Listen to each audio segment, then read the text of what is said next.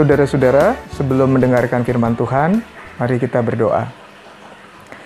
Bapa di surga, terima kasih buat kebaikan-Mu yang selalu kami rasakan. Kami mau mendengarkan firman-Mu, biarlah kami diberikan pengertian supaya firman-Mu boleh memberkati setiap kami yang mendengarkannya. Di dalam nama Tuhan Yesus Kristus kami berdoa. Amin. Saudara-saudara, saya akan membacakan Matius 10 ayat 29 sampai 31.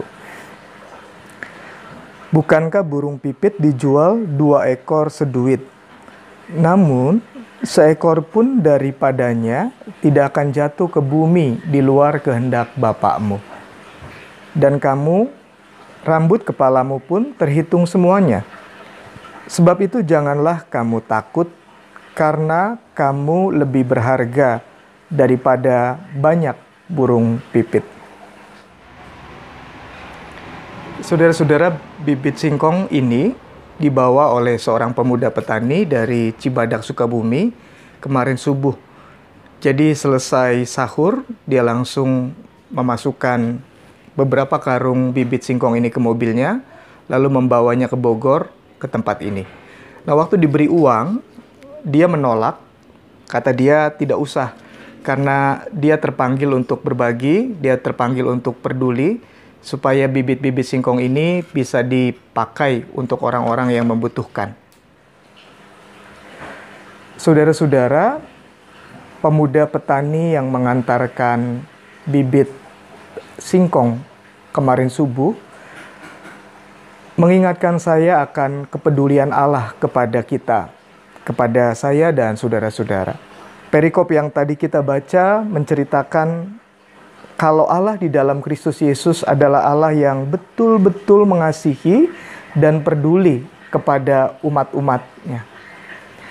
Dalam ayat 29 disebutkan, bukankah burung pipit dijual 2 ekor seduit? Namun seekor pun daripadanya tidak akan jatuh ke bumi di luar kehendak Bapakmu. Nilai 1 duit adalah nilai yang tidak besar. Burung pipit yang nilainya tidak besar, menurut Kristus, tidak akan jatuh ke bumi di luar kehendak Bapa kita yang di surga.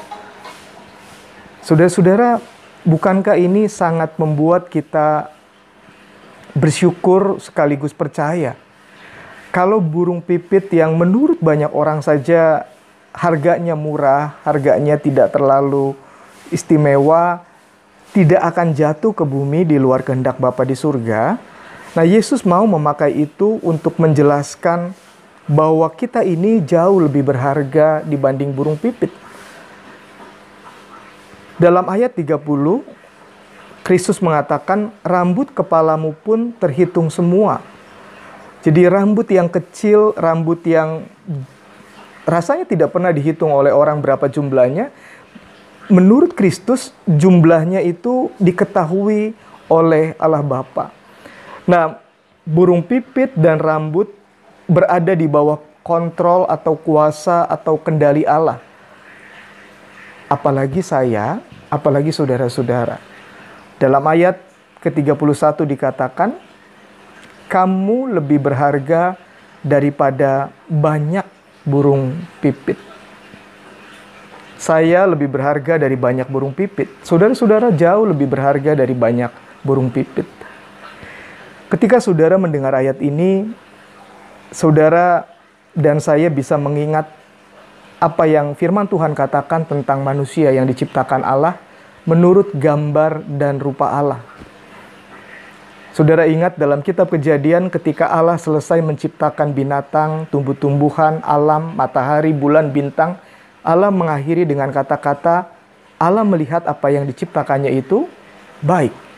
Tetapi selesai menciptakan manusia, menciptakan saya dan saudara-saudara, Allah mengatakan kalau Dia melihat kita ini sungguh amat baik.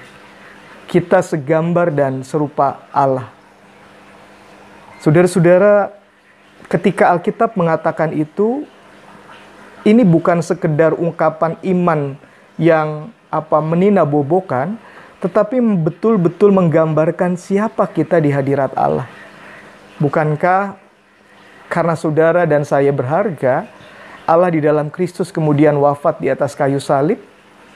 Bukankah karena saya dan saudara-saudara berharga, Allah di dalam Yesus Kristus rela menanggung jalan derita, wafat secara hina, sekaligus ia bangkit untuk mengangkat kita menjadi anak-anak Bapa di surga.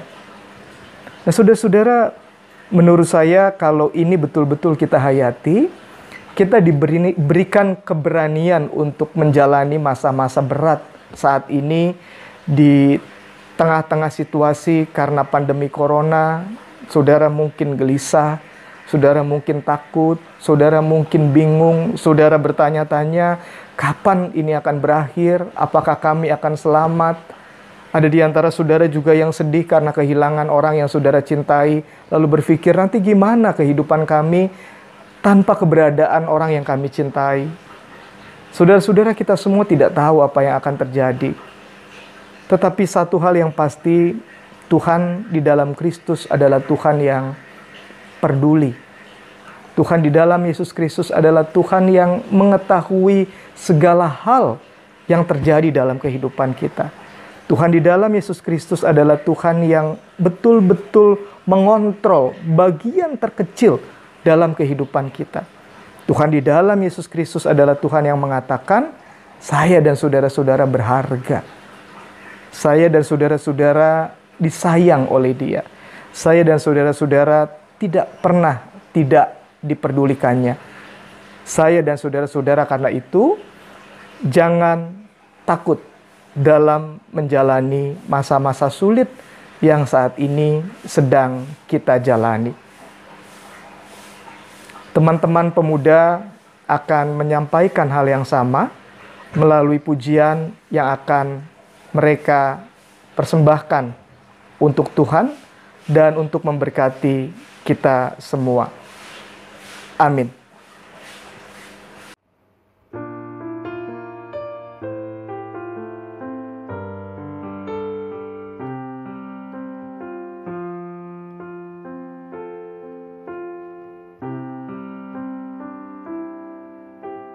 Banyak perkara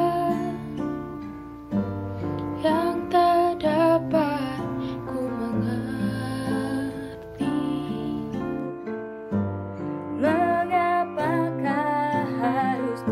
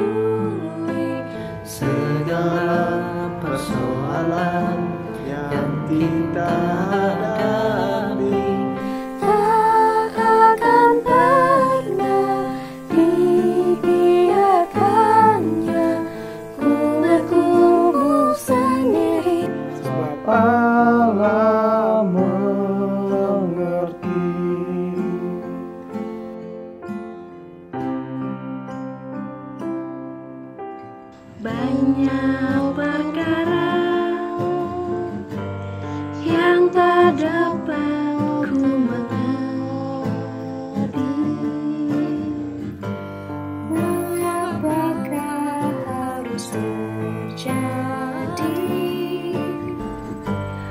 di dalam kehidupan ini?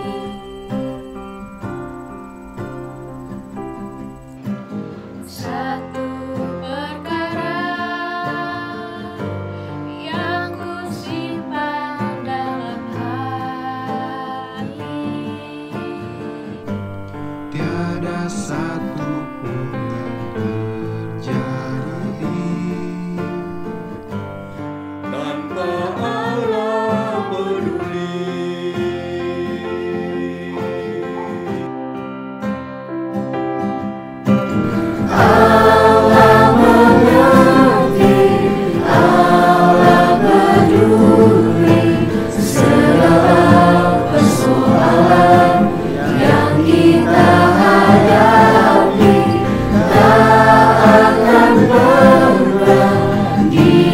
biar